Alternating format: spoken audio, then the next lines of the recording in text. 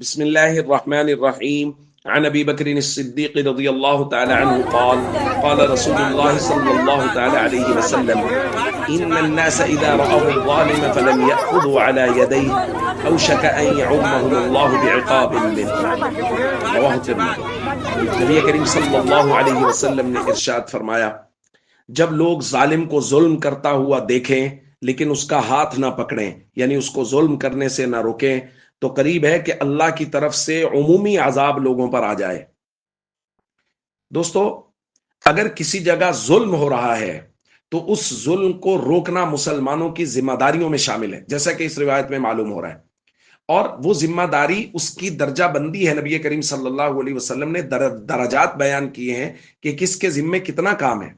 فرمایا، من رأى منکم منکرا فلیغیرہ بیدہ، جو کسی منکر اور برائی کو دیکھے، اور ظلم سے بڑی برائی کیا ہے؟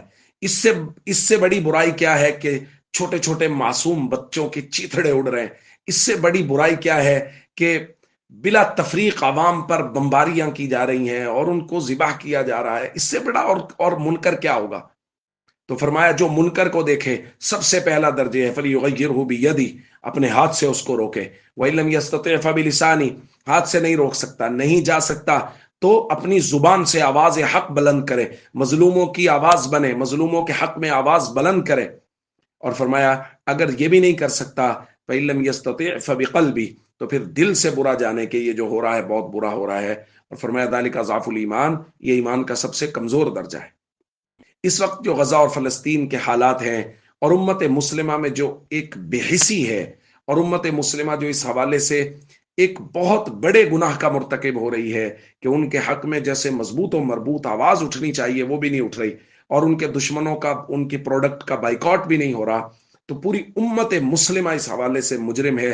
اور پہلی جو حدیث ہم نے آج پڑھی ہے کہ اللہ کا عمومی عذاب بھی امت کی طرف متوجہ ہو سکتا ہے کہ ظالم کو ظلم کرتے ہوئے تم نے دیکھا، لیکن تم نے اپنی کوشش نہیں کی، جو تم کر سکتے ہو وہ تم نے نہیں کیا۔ آج جمعہ ہے، اور جمعۃ المبارک کو جمعہ کے بعد مختلف جگہوں پر اجتماعات ہو رہے ہیں فلسطین کے حق میں، مظلوموں کے حق میں، ظالموں کے خلاف۔ دیکھیں آپ کے قریب میں کہاں کوئی اجتماع ہو رہا ہے، کہاں لوگ باہر نکل رہے ہیں، وہاں نکلیے ان کے ساتھ، اور مظلوموں کے حق میں آواز بلند کیجئے، تاکہ ہم کم از کم یہ درخواست کر سکیں اللہ کے دربار میں کہ اللہ پاک، ہم نکل سکتے تھے، ہم نکلے، ہم بائیکاٹ کر سکتے تھے، ہم نے بائیکاٹ کیا، جو ہمارے بس میں تھا مظلوموں کے ساتھ اظہار ہمدردی کرنے کے لیے وہ ہم نے کیا۔ السلام علیکم ورحمۃ اللہ وبرکاتہ۔